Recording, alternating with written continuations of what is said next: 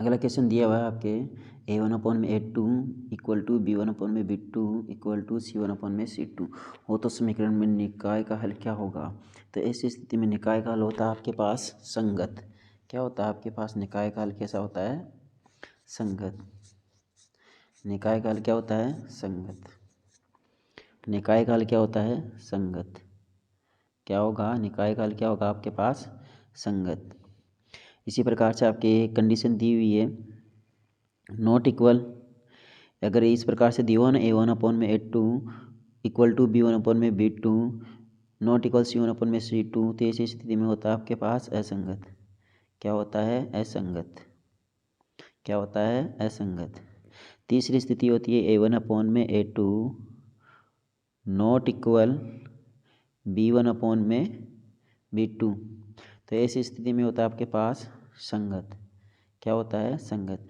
असंगत आपको याद रखना है जब भी x का मान आपके पास कुछ भी नहीं आए, अर्थात कह सकते हो कि जब समांतर ग्राफ बनता है ना, समांतर ग्राफ, कौन सा ग्राफ बने, समांतर ग्राफ अगर बनता है तो ऐसी स्थिति में क्या रहता है आपके पास, असंगत।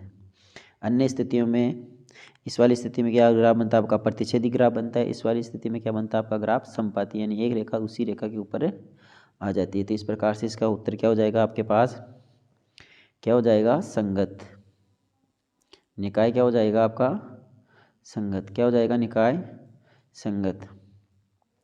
ठीक है, अगला क्वेश्चन दिया हुआ आपके पास,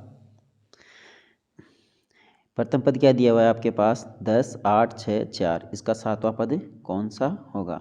तो प्रथम पद कितना हो जाएगा आपके पास, ए कितना हो जाएगा 10, कितना हो जाएगा 10, डी क्या हो जाएगा आपके पास -2, डी क्या रह जाएगा आपके पास -2 रह जाएगा। तो अपन निकाल लेंगे A(n) इजगल टू क्या हो जाएगा A+n-1 और डी।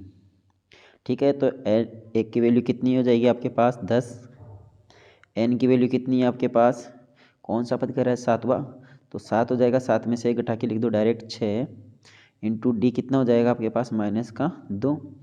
इसी प्रकार से बराबर चलने दो, तो क्या रह जाएगा 10, तो क्या हो जाएगा 6 है, तो 6 प्लस क्या है ये 2 माइनस के, तो क्या हो जाएगा +-12, तो कितना हो जाएगा -2। तो आंसर क्या रह जाएगा आपका -2। ठीक है, इसी प्रकार अगला क्वेश्चन दिया हुआ आपके पास, किसी बाहरी बिंदु से वृत्त पर खींचे गए खालिस्तान स्पर्शरेखाएँ कितनी खींची जा सकती है। एक कोई वृत्त है हमारे पास इस प्रकार से, इसके बाहर कोई बिंदु स्थित है, तो इससे कितनी स्पर्शरेखाएँ खींच सकते हैं अपन, कितनी स्पर्शरेखाएँ खींची जा सकती है, 2 स्पर्शरेखाएँ खींची जा सकती है। तो यहाँ पर उत्तर क्या हो जाएगा आपके पास 2। ठीक है, इसके एडिशनल क्वेश्चन देख लेते हैं, अन्य क्वेश्चन और।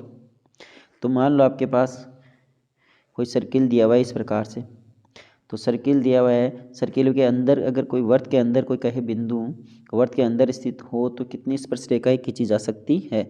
वर्त के अंदर हो तो किसी भी बिंदु पर स्पर्शरेखा नहीं खींच सकते, अतः जो वर्त के अंदर कोई बिंदु स्थित हो तो 0 स्पर्शरेखाएँ खींची जाती है। कितनी खींची जाती है, 0 स्पर्शरेखाएँ खींची जा सकती है। इसी प्रकार से आपके वर्त क्या हो, वर्त की परिधि पर हो, वर्त की क्या हो, परिधि पर हो तो कितनी वर्त की परिधि पर हो तो कितनी स्पर्शरेखाएँ खींची जा सकती है। वर्त की परिधि पर स्थित हो तो कितनी स्पर्शरेखाएँ खींची जा सकती है, केवल एक स्पर्शरेखा खींच सकते हैं। कितनी स्पर्शरेखा खींच सकते हैं, वर्त की परिधि पर हो तो एक स्पर्श रेखा खींची जा सकती है।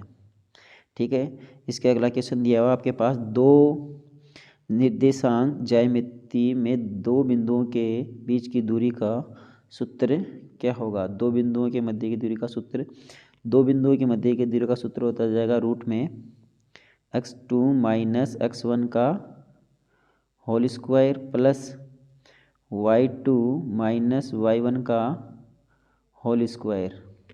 क्या हो जाएगा, अगला क्वेश्चन क्या हो जाएगा, इस प्रकार से ये बना सकते हो आप। ठीक है, तो इसी प्रकार से अगला क्वेश्चन दिया हुआ है 90 माइनस थीटा क्या हो जाएगा आपके पास, 90 माइनस थीटा क्या हो जाएगा, 90 माइनस थीटा को क्या लिख सकते हो आप, कोस थीटा। क्या लिख सकते हो, कोस थीटा। क्या लिख सकते हो, कोस थीटा लिख सकते हो। ठीक है, इसका अगला क्वेश्चन क्या हो जाएगा आपके पास, क्या दिया हुआ है बारंबारता बंटन दी हुई है कि माध्य का ज्ञात कीजिए। जब बारंबारता बंटन दी हुई तो माध्य का ज्ञात करने का नियम क्या रह जाएगा, यहाँ पर आरोही क्रम में पहले तो क्या लिख लो, इनको संख्याओं को लिख लो, कौन कौन सी संख्या दी हुई है।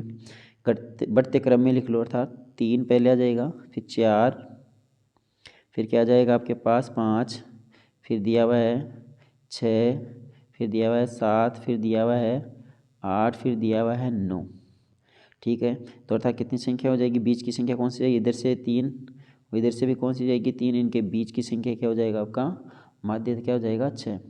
ये कब होता है, कब होता है, जब आपके क्या दिया हो, विषम हो, विषम नंबर हो, ओड नंबर, तब आप बता सकते हो कि बीच की संख्या। जब आपके सम नंबर हो, सम संख्या इवन नंबर, जिस प्रकार से कह सकते हो इसी में 7 6 7 6 5 4 3 2 इस प्रकार से दी हुई। तो अभी इसमें बताना आपको ये कौन से कितने नंबर है इसमें, 1 2 3 4 5 6 है ना, तो इसमें 6 तो 2 संख्या बीच वाली है, इनको ले लो साथ में और अपन में किसका भाग दे दो, ऐड करके 2 का भाग दे दिया जाएगा। तो कितने हो जाएंगे अपन 9, 9 में 2 का भाग दिया जाएगा तो कितना हो जाएगा 4.5।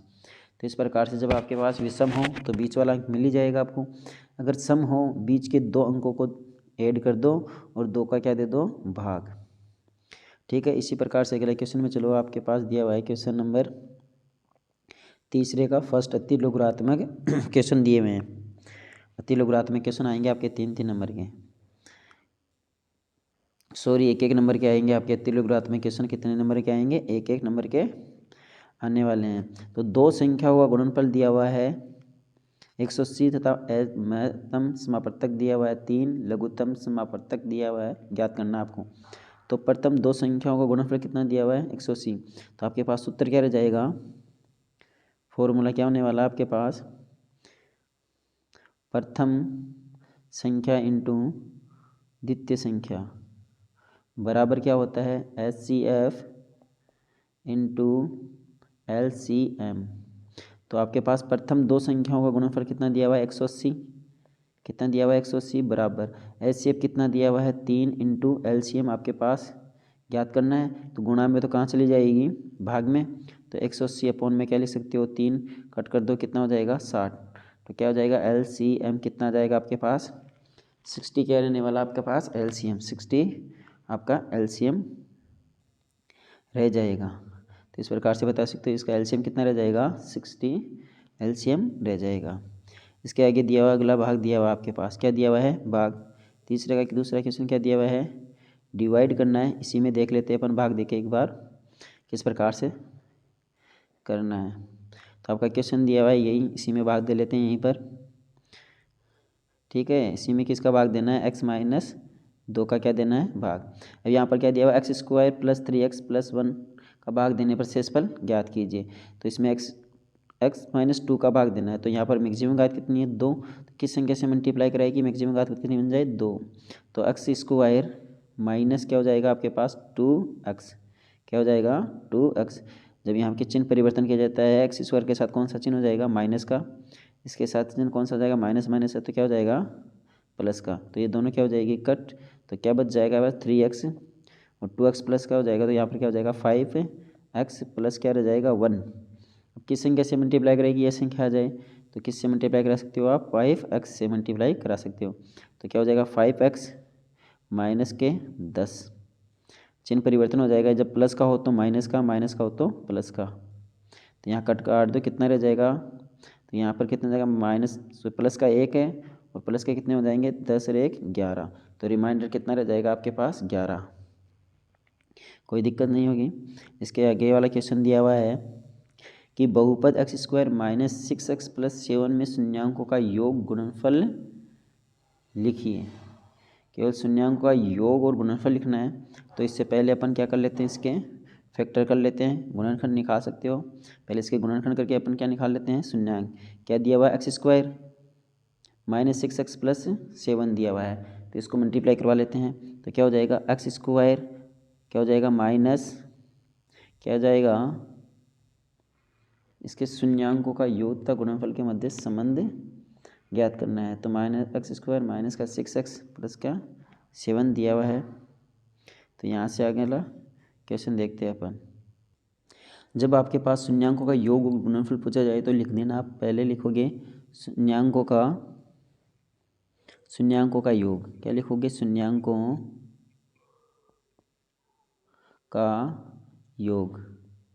शून्यांकों का योग का सूत्र क्या होता है आपके पास? Alpha plus beta is equal to क्या लिखते हो? माइनस बी अपॉन में ए। तो यहाँ से वैल्यू निकाल लेना आप पहले ही। ए की वैल्यू क्या रह जाएगी आपके पास? 1। बी की वैल्यू क्या हो जाएगी? -6। और सी की वैल्यू क्या हो जाएगी? +7। ठीक है, +7 रह जाएगी। तो इसमें लिख दो आप -6 ब्रैकेट बंद, फिर माइनस का बाहर अपॉन में क्या रह जाएगा? 1। तो क्या रह जाएगा आपके पास? इज इक्वल टू क्या रह जाएगा? 6। तो शून्यांकों का योग तो क्या हो जाएगा? 6। इसी प्रकार से अपन निकाल सकते हैं शून्यांकों का गुणनफल। तो गुणनफल निकालोगे शून्यांकों का गुणनफल। तो शून्यांकों का गुणनफल निकालोगे तो क्या लिखा जाएगा? अल्फा डॉट बीटा को क्या लिखते हैं अपन? सी अपॉन में ए। तो सी की वैल्यू क्या थी हमारे पास? क्या दी हुई है? 7। ए की वैल्यू कितनी दी हुई है? 1। कितनी दी हुई है? 1। तो अपने पास शून्यांकों का गुणनफल कितना हो जाएगा? 7। तो इस प्रकार से आप इसे कर सकते हो। अगला क्वेश्चन क्या दिया हुआ है? 2 चर वाले समीकरण निकाय का हल अद्वितीय होने की शर्त ज्ञात कीजिए। अभी मैंने आपको पहले भी बताया था अद्वितीय हल जब आपके पास क्या हो? a1 अपॉन में a2, a1 अपॉन में क्या दिया हुआ हो? a2, a1 अपॉन में क्या दिया हुआ हो आपके पास? a2 क्या दिया हो? a1 अपॉन में क्या दिया हुआ होना चाहिए? a1 अपॉन में क्या दिया हुआ होना चाहिए? a2 बराबर नॉट इक्वल b1 अपॉन में b2। तो ऐसी स्थिति में आपका हल क्या होता है? हल क्या होता है? अद्वितीय हल। हल क्या होता है? अद्वितीय। निकाय क्या होता है? निकाय क्या होता है आपका? संगत। क्या होता है? निकाय क्या होता है? संगत। संगत केवल आपकी 2 स्थितियों में होता है जब आपका, और इसमें ग्राफ किस प्रकार का बनेगा? ग्राफ बता सकते हो आप? तो इसमें ग्राफ कैसा बनेगा? प्रतिच्छेदी ग्राफ बनेगा। क्या बनेगा? प्रतिच्छेदी ग्राफ बनेगा। जब आपका x और y का मान कहीं ना कहीं प्राप्त होता हो तो क्या बनता है? निकाय कैसा होता है? हमेशा संगत। कैसा होता है? संगत। ये आप पता कर सकते हो आपके 2 स्थितियों में होता है, जब हल क्या हो? अद्वितीय, और हल क्या हो? अनेक हल। अनेक हल का मतलब x और y के मान बहुत सारे प्राप्त हो तो जो ग्राफ बनता है उसमें समपाती। ग्राफ किस में बनता है? समपाती। तो इस आधार पर इस प्रकार से आप दोनों कंडीशन में बता सकते हो। तो इसके आगे वाला क्वेश्चन दिया हुआ है क्वेश्चन नंबर 5 कि मूल्यों का योग ज्ञात करना है। इसमें मूल्यों का क्या करना है? योग ज्ञात करना है। तो मूल्यों का योग ज्ञात करना है। तो अभी थोड़ी देर पहले आपने किया था यहाँ पर मूल्यों का योग क्या ज्ञात करना है आपको? मूल्यों का योग। चाहे मूल्यों का योग ज्ञात करो या शून्यांकों का योग, दोनों एक ही बात है। ठीक है। जिस प्रकार से आपने भी देखा होगा क्लास में कई बच्चों को आप उपनाम से बुलाते हो, उसी प्रकार से शून्यांकों का योग का उपनाम क्या हो जाएगा? मूल्यों का योग। तो क्या लिख सकते हो? Alpha plus beta is equal to क्या आ जाएगा? -b अपॉन में ए। तो पूछा केवल शून्यांकों का योग पूछा है। तो आपके पास ए की वैल्यू क्या, बी की वैल्यू क्या हो जाएगी? 3 माइनस अपॉन में क्या रह जाएगा? 2। क्या रह जाएगा? अपॉन में 2। ए की वैल्यू कितनी है? 2। यहाँ से आपने द्विघात समीकरण से निकाल सकते हो ना। ए की वैल्यू क्या हो जाएगी? 2। बी की वैल्यू क्या हो जाएगी? +3। और सी की वैल्यू क्या हो जाएगी? 4। अगर आपको शून्य मूल्यों का योग दिया हुआ है तो योग पूछा है तो योग निकाल लो। अगर मूल्यों का गुणनफल दिया होता तो क्या निकालते हैं अपन? अल्फा डॉट बीटा वाला लगा के हम निकाल सकते थे। आपको पूछा ही केवल इतना ही है, मूल्यों का योग। तो मूल्यों का योग निकाल लिया होगा। अगला क्वेश्चन दिया हुआ है द्विघात समीकरण के मूल ज्ञात करने के लिए श्रीधराचार्य सूत्र लिखिए। तो श्रीधराचार्य सूत्र कौन सा रह जाएगा आपके पास मूल्यों को ज्ञात करने के लिए? तो श्रीधराचार्य सूत्र आपका, श्रीधराचार्य का सूत्र क्या रह जाएगा? श्रीधराचार्य का सूत्र क्या हो जाएगा आपके पास? लिख सकते हो श्रीधराचार्य या द्विघात सूत्र। श्रीधराचार्य सूत्र भी बोल सकते हो, द्विघात सूत्र भी बोल सकते हो। तो आपके पास क्या रह जाएगा ये? तो क्या लिखा जाएगा? x इज इक्वल टू क्या लिखा जाएगा? -b प्लस माइनस रूट में क्या लिखा जाएगा? b² - 4ac। क्या लिखा जाएगा 4ac अपॉन में क्या लिखा जाएगा 2a, क्या लिखा जाएगा 2a। ये आपका क्या हो जाएगा श्रीधराचार्य का सूत्र, द्विघात में मूल ज्ञात करने का सूत्र हो जाएगा। अगला क्वेश्चन दिया हुआ है आपके पास, किसी वृत्त की त्रिज्या और उस पर खींचे गए स्पर्श रेखा के मध्य कितने डिग्री, क्या दिया हुआ है, ये कितने डिग्री का कोण होता है, अर्थात स्पर्श रेखा और त्रिज्या के मध्य। मान लो कोई एक वृत्त है, ये आपके पास क्या दिया हुआ है, एक वृत्त दिया हुआ है, ठीक है। इस वृत्त में क्या दी हुई है, एक स्पर्श रेखा दिखी हुई है, एक स्पर्श रेखा मान लेते हैं अपन, यहाँ एक स्पर्श रेखा इस प्रकार से खींची हुई है। ये आपका क्या हो जाएगा केंद्र, तो केंद्र से इस पर क्या हो जाएगी एक, ये त्रिज्या आपकी क्या हो जाएगी त्रिज्या। तो स्पर्श रेखा और त्रिज्या के साथ कितने डिग्री का कोण बनेगा, तो कितने डिग्री का कोण बनेगा स्पर्श रेखा और त्रिज्या के साथ 90 डिग्री का कोण बनेगा। कितने डिग्री का कोण बनता है, 90 डिग्री का कोण बनता है। 90 डिग्री, सॉरी यहाँ लिखने में मिस्टेक हो सकती है, तो 90 डिग्री का कोण हो जाएगा।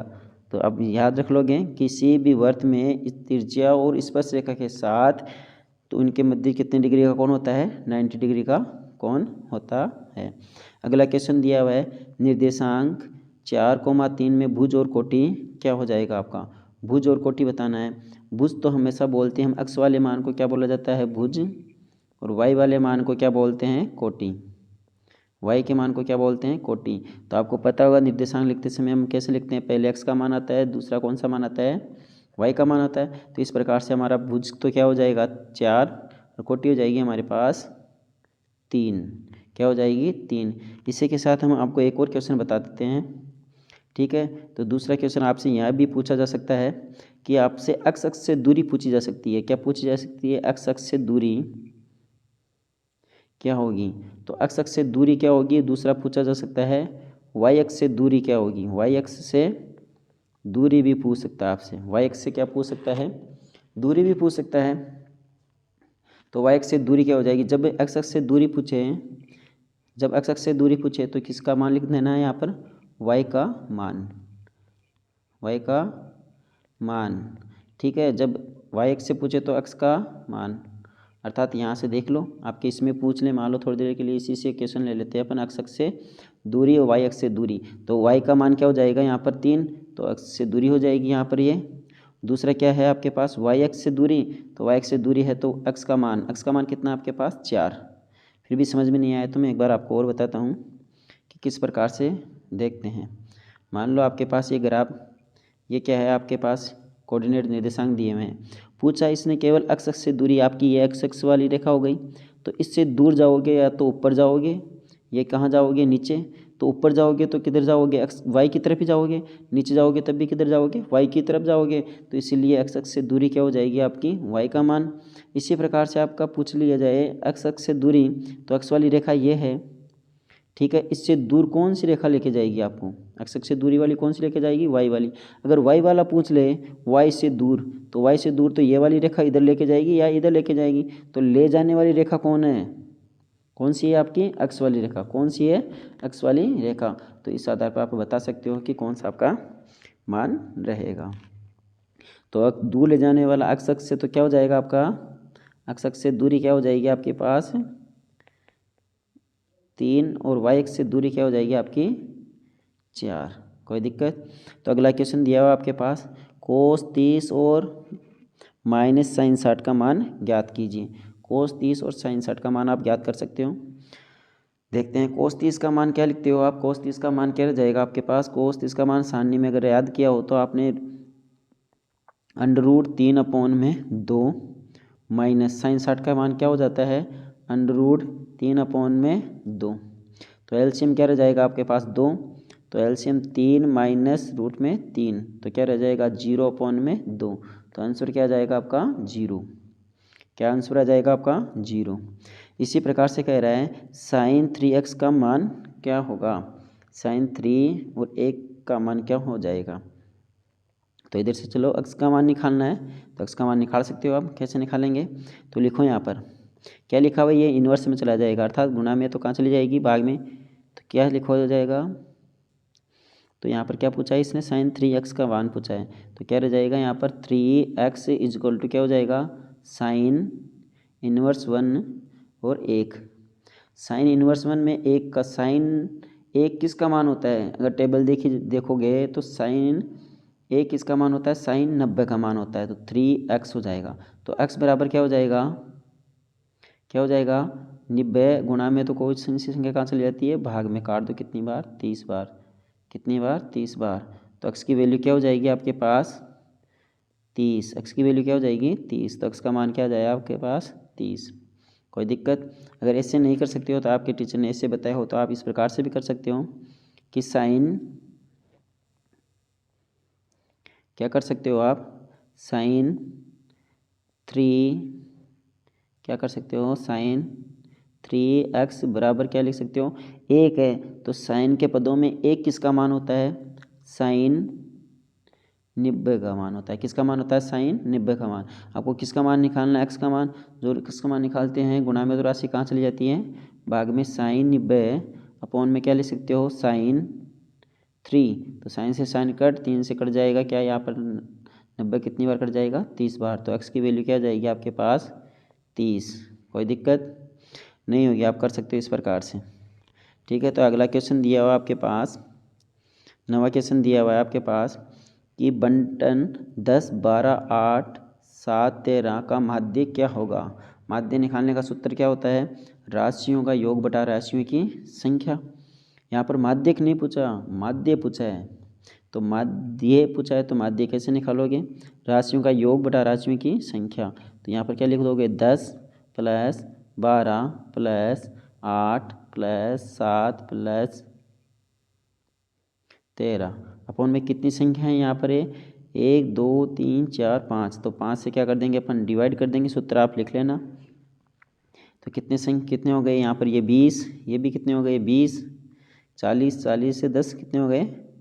50। कितने रह गए? 50 अपॉन में कितना रह गया? 50 अपॉन में 0। तो 50 अपॉन में क्या रह गया? 0। तो अपॉन में किसका भाग देंगे? 5 का। तो कितनी बार कट गई है? 10 बार। कितनी बार कट गए? 10 बार। तो आपका आंसर क्या रह जाएगा? 10। ठीक है, अगला प्रश्न चलो। अगला प्रश्न दिया हुआ है आपका, अगला प्रश्न क्या लिखा हुआ है कि यदि एक सिक्के को एक बार उछाला जाता है तो चित्त या पट आने की संभावना क्या होगी? सिंपल सा है।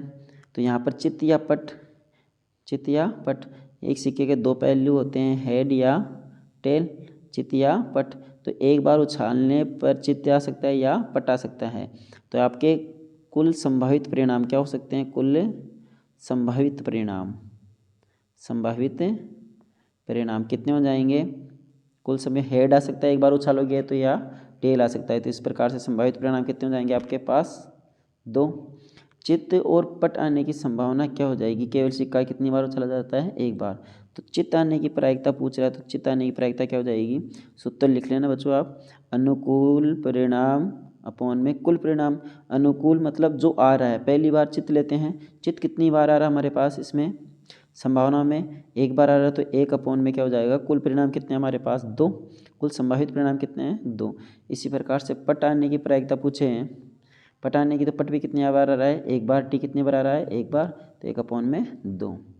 तो इस प्रकार से आप बता सकते हो चित्त या पट आने की प्रायिकता। अगला क्वेश्चन दिया हुआ है आपके पास